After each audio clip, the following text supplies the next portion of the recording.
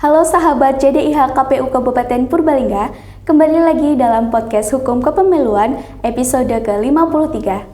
Pada kali ini, kita akan membahas tentang evaluasi Pilkada Serentak tahun 2024 dalam perspektif aktivis perempuan.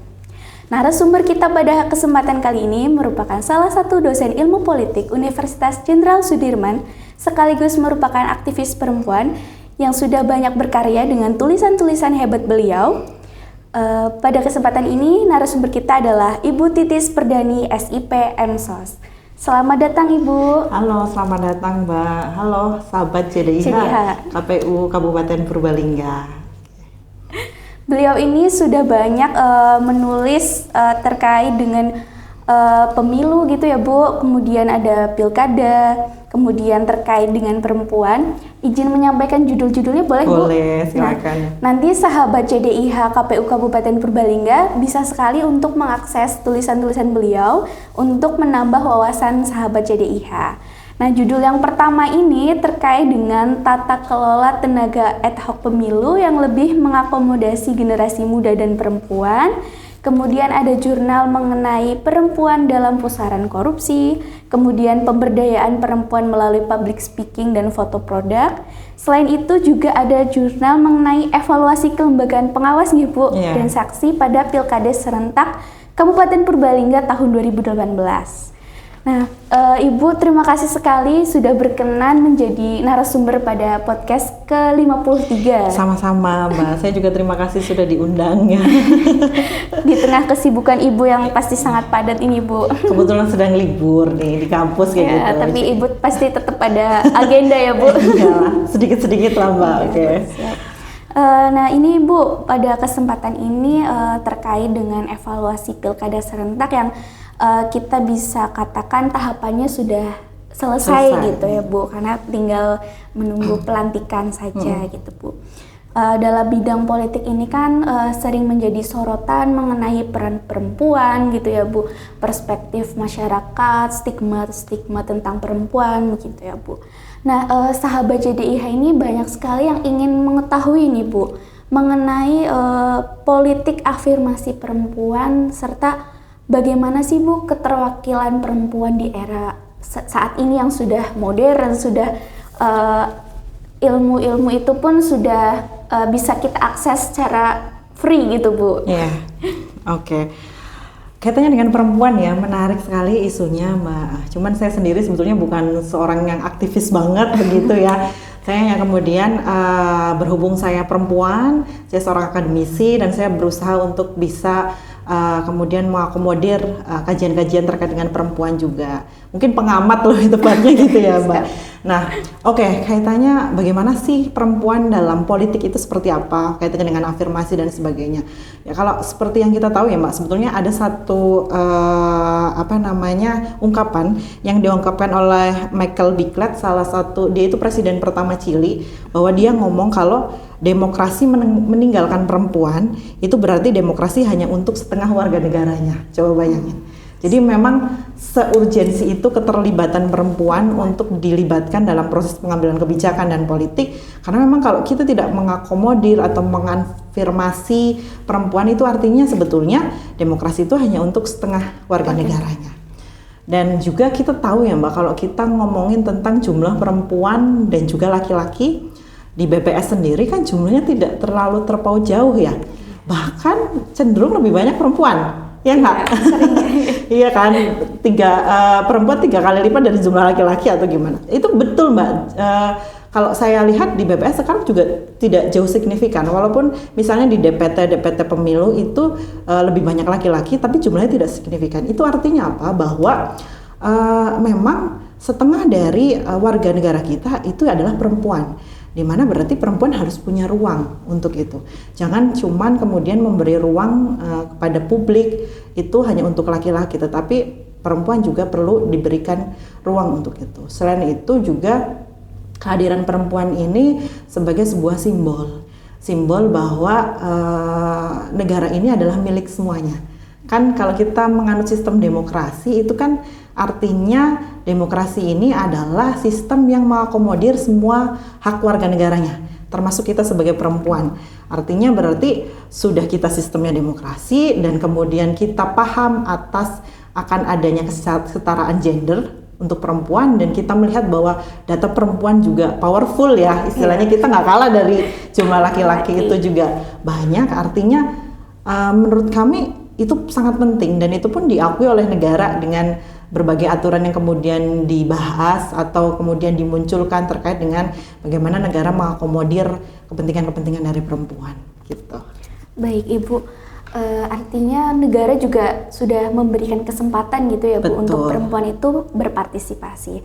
Tapi kemudian di saat ini pun apakah masih ada hambatan atau faktor penghambat bagi perempuan itu untuk ikut berpartisipasi gitu Bu sebetulnya? Oke, jelas ada ya, tetap ada kayak gitu. Karena sebetulnya kalau kita berbicara perempuan secara psikologis aja ya Mbak, fisik, psikologis itu perempuan itu sebetulnya memiliki beban ganda, betul nggak Mbak? Kita kan perempuan nih. Iya. Kalau dibilang tuh double gardan gitu. Artinya sebetulnya kita mempunyai beban ganda. Artinya orang perempuan yang berkarir entah itu karir politik atau karir apapun, kan kita menjalani dua peran yang berbeda nih. Peran sebagai misalnya di sektor publik dan domestik rumah tangga, betul. Dan itu tidak dirasakan laki-laki, ya nggak? Itu hanya akan dirasakan oleh perempuan gitu. Nah, otomatis hambatan itu pun yang bisa menjelaskan adalah perempuannya. Kalau secara umum, kalau kita berbicara tentang bagaimana partisipasi perempuan di dalam konteks politik, di ranah eksekutif, legislatif, atau kalau kita ngomong kepemiluan, peserta, kemudian penyelenggara dan juga pemilih gitu, tentu masing-masing ada hambatan. Tapi yang secara umum itu sebetulnya perempuan dalam mereka berkancah di atau mereka terjun di dunia politik itu ada 3 sebetulnya yang secara umum. Ada hambatan secara struktural, ada hambatan secara institusional, dan culture gitu. Struktural itu apa sih gitu? Misalnya kayak gini, kita selalu beranggapan bahwa posisi perempuan di masyarakat itu selalu dinomorduakan biasanya. Ya, misalnya kita berbicara masalah struktur tentang pendidikan perempuan, kan masih ada mungkin di desa-desa pelosok-pelosok yang berpikir bahwa perempuan tidak wajib untuk menempuh pendidikan tinggi, bener nggak Mbak? Iya, misalnya lulus SMA pasti udah nikah aja gitu kan ya, nikah aja mungkin lebih baik daripada kemudian menempuh sekolah yang biayanya mahal dan segala macam, dan akhirnya kemudian anggaran untuk pendidikan lebih kepada laki-laki atau pria dan lain sebagainya. Nah, yang seperti itu di tempat kita masih kan ya di konteks struktur itu sendiri, struktur sosial dan masyarakat dan hal-hal lain itu secara struktural. Secara institusional sebetulnya ini adalah kehadiran negara, kehadiran institusi-institusi politik lainnya. Misalnya kalau kita ngomong tentang negara sebagai sebuah institusi, itu sebetulnya negara hadir nggak? Bagaimana kemudian ideologi gender yang dianut negara tersebut? Apakah kemudian di negara tersebut mementingkan adanya gender equality atau tidak concern dengan itu gitu? Nah, alhamdulillah negara kita sudah berperan walaupun belum secara maksimal ya untuk mengakomodir perempuan atau kedudukan perempuan dalam jabatan-jabatan publik ya gitu. Cuman memang belum signifikan. Misalnya lagi partai politik misalnya. Apakah kemudian partai politik kita memberikan ruang? Kalau kita berbicara tentang perempuan di politik, pejabat publik, kan muaranya atau hulunya dari mana sih Mbak? Partai politik kan Mbak, gerbangnya. Kita mau nyalek, kita mau nyalon itu dari mana dulu nih? Partai politik ya. Nah, partai politiknya sendiri sekarang memberi ruang nggak untuk perempuan kayak gitu? Memberi pelatihan, memberi posisi strategis nggak untuk si perempuan itu? Jadi itu secara institusional ya. Jadi institusi itu hadir atau enggak? Kadang kita menemui batasan-batasan itu. Nah, yang terakhir adalah culture atau budaya. Budaya masyarakat kita kan masih patriarki, betul nggak? Kadang masih yang kalau kita ngomongin relasi kuasa itu perempuan itu masih dianggap lebih lemah daripada laki-laki gitu kan ya. Jadi masih patriarki nih, apa-apa laki-laki, apa-apa laki-laki kayak gitu segala macam. Jadi secara kebudayaan kita kan juga seperti itu ya. Jadi pemimpin mungkin lebih baik laki-laki kayak gitu dan segala macam. Jadi ketiga unsur itu yang mungkin sekarang menjadi hambatan dari perempuan. Sebenarnya ada satu istilah lagi Mbak. Apa itu Bu? Glass ceiling Glass itu kaca, ceiling itu atap.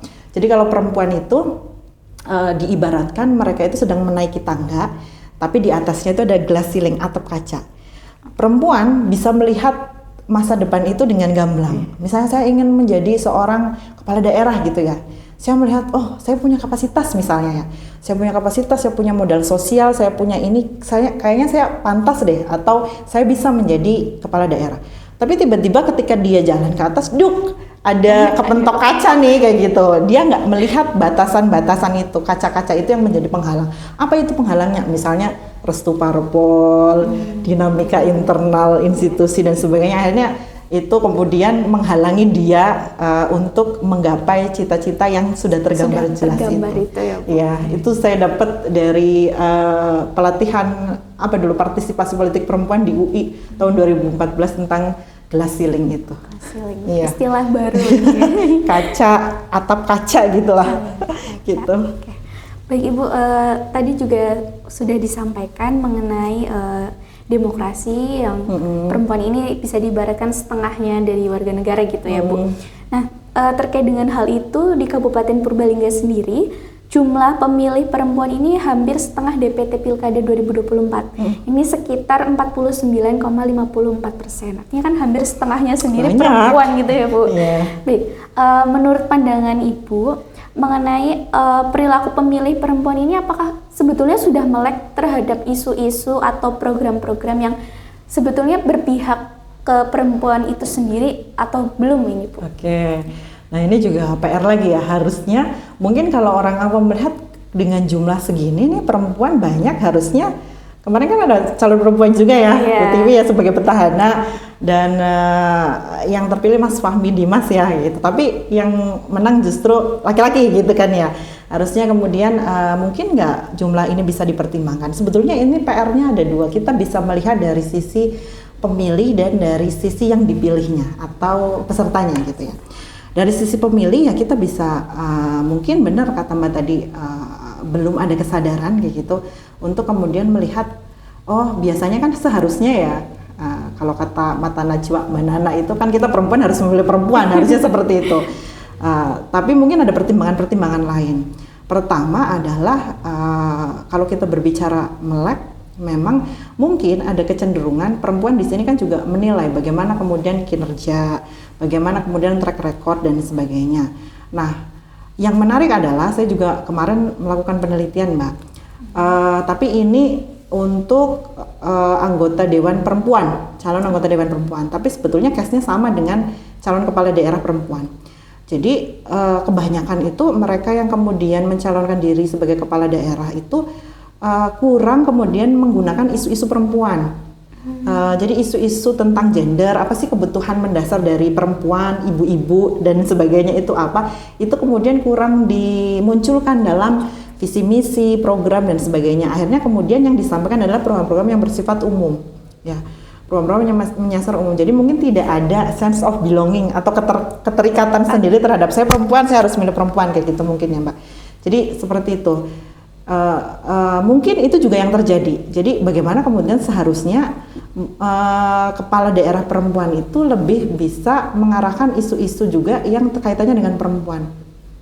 Banyak kok sebetulnya isu perempuan yang itu juga bisa dikaitkan dengan isu umum. Misalnya kita ngomong kaitannya dengan infrastruktur misalnya ya Mbak.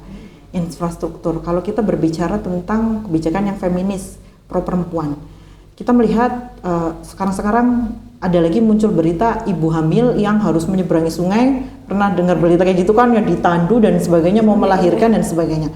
Sebetulnya kita bisa melihat itu dari kacamata besar, yang artinya berarti tidak ada infrastruktur yang memadai di wilayah tersebut, sehingga kemudian seorang ibu hamil harus ditandu, harus digotong dan sebagainya untuk ke fasilitas kesehatan yang lebih memadai.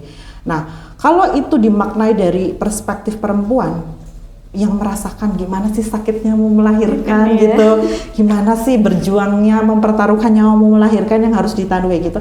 Harusnya misalnya kalau di situ ada kepala daerah perempuan atau calon legislatif perempuan, harusnya dia aware dengan itu dan langsung menindak bahwa oh di sini nanti dibuat jembatan, oh di sini nanti dibuat jalan raya dan sebagainya. Dari situ siapa juga yang menikmati? Masyarakat sekitar. dengan akses itu. Tapi dari sensitivitas isu tadi loh kayak gitu. Begitu juga dengan isu-isu yang lain. Jadi kalau dipikir melek politik harus dari dua sisi. Antara si pesertanya juga harus mengedukasi dengan isu-isu politik, kemudian yang pemilihnya juga harus diedukasi bahwa nih loh kalau kamu kepala daerahnya perempuan nih, isu-isu yang berhubungan dengan dapur, rumah tangga, anak dan sebagainya itu juga terakomodir begitu. Jadi harus dari dua sisi kalau menurut saya sih. Mungkin kemarin missingnya di situ ya, karena di Purbalingga sendiri kayak gitu kan yang lebih tersorot adalah di petahana ini kan masalah track record infrastruktur dan sebagainya kayak gitu. Jadi mungkin itu menjadi evaluasi kayak gitu. Ya. Betul, Bu. Okay. Kemudian terkait dengan perempuan sebagai pemilih, penyelenggara atau peserta pemilihan gitu ya Bu. Untuk tahun 2024 khususnya Pilkada ini bagaimana Bu menurut Ibu tentang partisipasi perempuan? Apakah saat ini sudah bagus, banyak perempuan yang ikut menjadi penyelenggara gitu, seperti menjadi badan ad hoc gitu Bu? Menurut Ibu bagaimana? Oke, dalam pemilu dan pilkada ya, Iya. Mbak. Luas soalnya nih, ada pemilih, ada peserta dan juga pemilih, peserta, penyelenggara. Oke.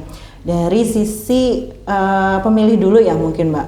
Kalau pemilih saya rasa perempuan masih menjadi kelompok yang ibaratnya penting untuk diperhitungkan gitu. Karena kalau misalnya saya melihat juga mobilisasi suara paling gampang itu kan suara ibu-ibu ya, iya kan? Iya kan? Kalau misalnya caleg, kemudian kepala daerah dan segala macam paling gampang ngumpulin siapa? Ibu-ibu. Ini bukan saya ngomong, tapi caleg sendiri ngomong kalau ibu-ibu itu gampang dikumpulkan dan tidak banyak maunya katanya. Iya, jadi kalau bapak-bapak kan, wah mau ini dibangunin ini, mau itu ada rokok lah, ada apa segala macam. Kalau ibu-ibu tuh gampang sekali, mereka hanya butuh kemudian disapa dan mereka butuh diberdayakan sebetulnya Mbak. Jadi mungkin ini juga pesan untuk para anggota legislatif atau calon kepala daerah atau kepala daerah yang sudah jadi, sebenarnya kaum perempuan ini tidak membutuhkan hal-hal yang sifatnya cash, hal-hal yang sifatnya infrastruktur. Mereka butuh diberdayakan aja, kasih pelatihan yang membuat mereka berdaya, bikin apa kayak kerajinan tangan yang itu bisa dijual dan sebagainya. Itu mereka akan lebih mengena di hati mereka daripada konteks-konteks lainnya. Katanya seperti itu gitu. Tapi saya juga secara analogi bisa juga kayak gitu. Jadi sebetulnya di ranah pemilih perempuan masih menjadi ceruk pemilih yang perlu diperhitungkan. Karena memang ibu-ibu biasanya rajin datang ke PTPS kan dan sebagainya karena mungkin tidak ada kesibukan dan sebagainya, jadi mereka rajin. Dan secara partisipasi kan juga bagus terus kalau perempuan lebih sadar lah kayak gitu. Tapi saya juga tidak bilang kalau laki-laki nggak begitu sadar kayak gitu. Cuman memang masih menjadi kelompok yang penting untuk diperhatikan kalau yang partisipasi. Nah, kalau yang untuk peserta ya Mbak. Peserta sebetulnya dari sisi pencalonan itu sudah lumayan meningkat dari setiap tahunnya ya Mbak. Cuman memang tidak signifikan. Cuman kalau dari sisi legislatif sendiri karena ada keharusan untuk 30% itu minimal 30% dari daftar pemilih daftar calon itu kan. Jadi kemudian banyak dimasukkan nama-nama perempuan. Tapi problemnya di sini memang niat mendaftar atau hanya kemudian hanya nama kayak gitu menjadi prasyarat untuk partai bisa lolos dan sebagainya itu di tingkat legislatif. Tapi secara umum berarti meningkat. Nah tapi sayangnya keterpilihannya itu masih rendah kalau di konteks legislatif Mbak. Di Barlimas Cakep misalnya kita bisa melihat penambahan itu tidak signifikan, hanya 1-2 orang, bahkan ada yang menurun dan sebagainya gitu. Jadi masih tingkat keterpilihannya masih rendah dan kurang dari 30%. Kita kan minimal 30% harus ada keterwakilan perempuan. Itu dari sisi legislatif. Dari sisi pilkada itu sebetulnya calon seluruh Indonesia ini ya, kalau misalnya saya lihat data dari Litbang Kompas, kalau tingkat pencalonan itu drastis, kita naik dari yang tahun sebelumnya hanya 100 sekian, ini kita 300 sekian calon kepala daerah, baik itu gubernur, bupati, wali kota, wakil bupati, wakil wali kota dan sebagainya gitu. Jadi memang keterbukaan atau ruang untuk perempuan di pilkada itu kemarin terbuka lebar. Cuman lagi-lagi ya itu tidak semuanya terpilih. Hanya sekian persen yang kemudian bisa jadi gitu. Gubernur aja kan ada 2 dari sekian banyak itu hanya 2 yang terpilih, dan di beberapa daerah juga tidak begitu signifikan untuk pertambahan keterpilihan calon perempuan. Itu problemnya. Yang ketiga itu pengawas ya Mbak. Penyelenggara. Penyelenggara tidak hanya pengawas ya. Penyelenggara pemilu ada KPU, Bawaslu, DKPP gitu kan ya. Di tingkat penyelenggara ini yang mesti menjadi perhatian. Mungkin juga begini, kalau di tingkat penyelenggara kan kita berbicaranya biasanya ngomongnya pimpinan ya, komisioner ya di komisioner di setiap lembaga dari kabupaten, kecamatan dulu kan ada yang kecamatan, kabupaten, kemudian provinsi, pusat gitu. Untuk kehadiran perempuan ya, ini juga saya kebetulan tertarik juga untuk mengkaji ini. Kalau di bagian peserta itu sudah ada diksi bahwa atau kata-kata bahwa minimal 30%, di penyelenggara ini sepertinya hanya kemudian ada kalimat untuk mempertimbangkan kehadiran 20% perempuan ini, 20% loh banyak. Jadi banyak juga kemudian di tempat-tempat lain penyelenggara itu semua pimpinannya itu laki-laki, ya malah dominannya laki-laki mungkin. Kalaupun ada perempuan hanya 1 kayak gitu. Jarang ada yang 2, kebanyakan 1 perempuan. Nah ini juga menjadi tantangan nih. Apa yang kemudian menyebabkan perempuan ini juga agak susah nih untuk berada di jabatan-jabatan penyelenggara pemilu itu sendiri kayak gitu. Kalau dari hasil penelitian yang tadi Mbak sebutkan itu udah lama juga nih. Apa sih keterbatasannya kan? Saya juga melakukan FGD itu. Ya sebetulnya hal-hal sama yang seperti saya jelaskan tentang culture, tentang struktur, tentang institusi itu sendiri kayak gitu. Perempuan sebetulnya punya semangat tinggi, tapi kadang yaitu masalah domestik, masalah izin suami dan sebagainya itu yang kemudian masalah izin institusi itu yang menghalangi mereka kadang. Tapi untuk kapasitas, untuk etos kerja, untuk kualitas tuh nggak jauh dari laki-laki, setara dengan laki-laki gitu. Semangat malah. Iya, detail biasanya perempuan tuh ya. Oke, baik Ibu. Kemudian ini Bu, terkait dengan proses pencalonan dan kampanye bagi kandidat perempuan di Pilkada tahun 2024, apakah masih ada praktik diskriminasi atau itu tadi Bu, hambatan struktural yang kira-kira terlihat gitu Bu di tahun 2024 ini kemarin? Kampanye dan iya, kampanye dan pencalonan. Pencalonan dulu kali ya Mbak, karena habis pencalonan baru kampanye ya.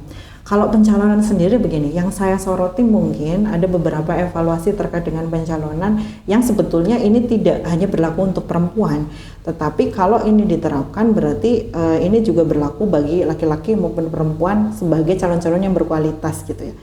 Kemarin dinamika yang terjadi apa sih Mbak? Kemarin itu adalah koalisi partai yang gemuk gitu kan di mana-mana. Sampai akhirnya kemudian tidak ada calon lain dan di beberapa daerah banyak kemudian muncul calon-calon tunggal.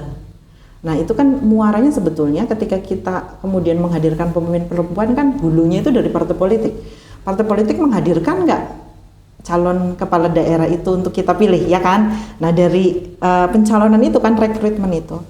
Nah yang kemarin kita lihat itu dinamika politiknya luar biasa di internal partai. Bagaimana kemudian mereka berusaha sebetulnya pilkada kemarin itu menurut saya kental banget nuansa elitisnya. Elitis itu artinya keputusan-keputusannya itu bersifat elit kelompok tertentu aja, elit parpol kayak gitu, bukan mungkin atas dasar masukan masyarakat dan sebagainya.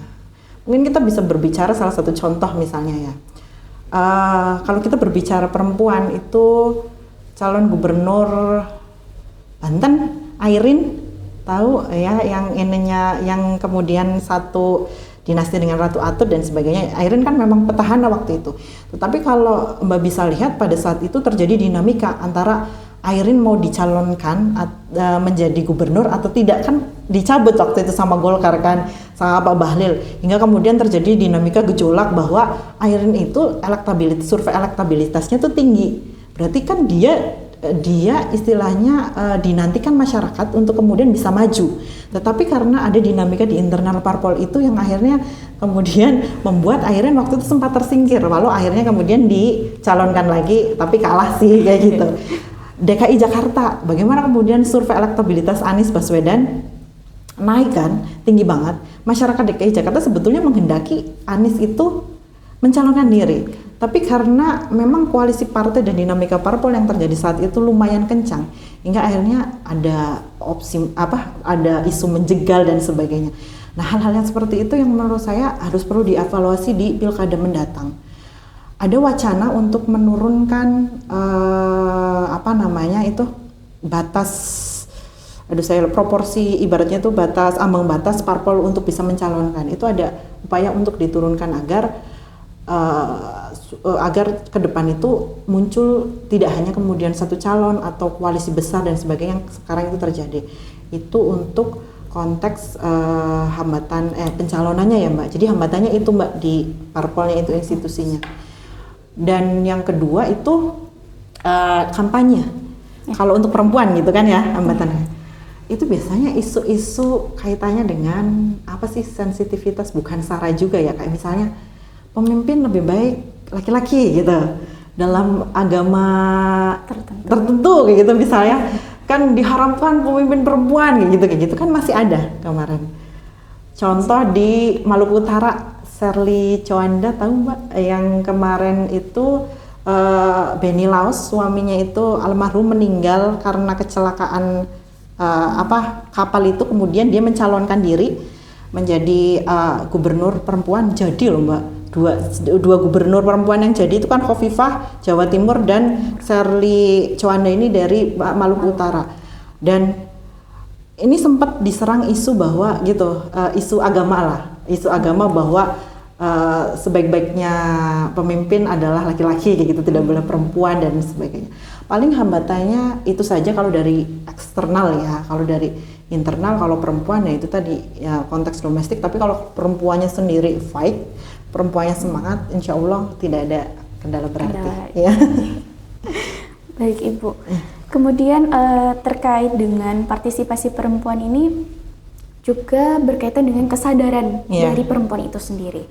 Menurut pandangan Ibu, bagaimana cara yang efektif untuk mendorong kesadaran dan partisipasi perempuan? Oh, saya perempuan, saya bisa, saya berani gitu untuk berpartisipasi, untuk terjun di bidang politik, itu gimana Bu? Meningkatkan ini ya, kepercaya dirian kayak gitu. Oke, pertama pasti kualitas pendidikan. Kualitas pendidikan dalam arti tidak harus pendidikan formal. Jadi bagaimana kemudian perempuan itu harus ikut serta aktif dalam setiap kegiatan-kegiatan publik. Dalam konteks paling sederhana aja, misalnya ketika di level RT, RW, desa, aktiflah. Komunitas perempuan sekarang banyak sekali kan Mbak gitu. Saya boleh sebut ya misalnya muslimat, fatayat gitu kan ya, yang sampai ranting-ranting RT itu kan banyak sekali ya sekarang. Dan itu happening lah, menurut saya lagi happening ya gitu. Semua perempuan, kayak ibu saya juga aktif banget sekarang di muslimat.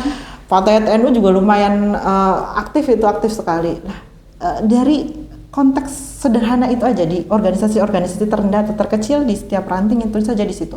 Nah, dari situ perempuan akan banyak kemudian mendapat wawasan secara luas. Jadi tidak hanya kemudian perempuan masalah dapur, sumur, satu lagi lupa saya kan kasur ya, hanya masalah itu. Tapi ketika mereka mempunyai komunitas, mereka kemudian akan bertemu, membicarakan banyak hal, akhirnya timbul wawasan mereka. Nah dari situ akhirnya kemudian kan timbul keinginan-keinginan untuk kita ternyata kalau bersatu tuh kuat ya kayak gitu ya. Misalnya suara kita itu ternyata didengar ya dan sebagainya. Nah itu sebetulnya yang harus kemudian dilakukan gitu. Paksa diri untuk bisa aktif lah gitu sekarang. Kalaupun tidak dengan komunitas, sekarang zamannya apa Mbak? Sosial media. Influencer. Ya sekarang perempuan tidak harus kemudian bergabung dalam sebuah komunitas, tapi dia punya followers yang banyak, itu juga menjadi kekuatan, powerful buat dia. Yang penting kemudian arahnya ke hal yang positif. Ya. Itu sih kalau menurut saya. Jadi jangan takut sebagai perempuan sekarang ranahnya itu atau fasilitasinya itu beragam ya, dari kemudian yang konvensional melalui perkumpulan-perkumpulan dengan komunitas perempuan atau dengan konteks media massa kayak sekarang TikTok, Instagram, Facebook dan sebagainya, itu membuat perempuan berdaya sekali tuh sekarang gitu. Jadi mulai dari diri sendiri dulu ya Bu, iya, berani, pede, percaya diri. gitu. Baik Ibu, kita sudah di penghujung podcast pada kesempatan kali ini. Iya. Sebelum kita tutup podcastnya, barangkali ada closing statement Ibu terkait dengan partisipasi, kemudian peran aktif perempuan gitu. Yeah. Pesan Ibu untuk para perempuan khususnya, barangkali ada closing statement. Oke, terima kasih Mbak udah closing statement ya. Banyak yang saya ini kan ya tadi. Oke, semoga bermanfaat ya apa yang kemudian disampaikan sebagai pengingat untuk para perempuan dan motivasi untuk para perempuan semuanya, bahwa tidak selamanya kita menjadi manusia nomor 2 kayak gitu ya setelah laki-laki ya. Kita juga memiliki hak yang sama, ada gender equality, ada feminisme dan sebagainya gitu. Kebijakan tanpa perempuan itu hanya akan menjadi kebijakan yang maskulin. Ya, jadi perlu adanya sentuhan dari perempuan agar kebijakan itu bisa dirasakan oleh semuanya kayak gitu. Nah, untuk teman-teman, ibu-ibu, kakak-kakak yang semuanya sudah ada di lembaga-lembaga atau di suprastruktur pemerintahan seperti eksekutif, legislatif dan pejabat-pejabat publik lainnya, intinya adalah bagaimana kita tidak hanya berbicara tentang kehadiran, tetapi juga kepentingannya yang hadir. Jadi para anggota dewan, kemudian para kepala daerah perempuan ini tidak hanya kemudian hadir sebagai seorang kepala daerah perempuan atau anggota legislatif perempuan, tapi kepentingan perempuannya juga harus bisa disuarakan kayak gitu. Jadi jangan lupakan kemudian kami sebagai pendukung utama sebetulnya ya, mereka sebagai perempuan untuk bisa mengonfirmasi kebutuhan kami.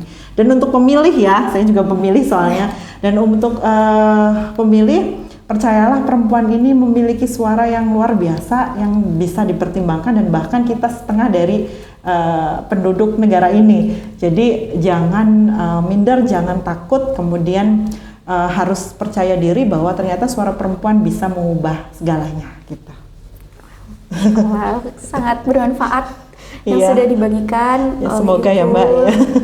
Harapannya tentunya apa yang sudah Ibu sampaikan menjadi hal yang bermanfaat bagi sahabat CDIH KPU Kabupaten Purbalingga dan masyarakat umum yang menonton podcast pada kesempatan kali ini. Terima kasih banyak Ibu sudah berkenan membagikan ilmu yang sangat berharga ini. Sama-sama. Semoga kedepannya Ibu lebih banyak menginspirasi lagi, sehat selalu, dan semangat terus Ibu untuk menjadi aktivis perempuan. Semangat perempuan. Baik, terima kasih Ibu. Baik sahabat CDIH KPU Kabupaten Purbalingga, usai sudah podcast episode ke-53 kali ini. Saya selaku host memohon maaf apabila ada kesalahan. Sampai jumpa kembali di episode selanjutnya. Terima kasih.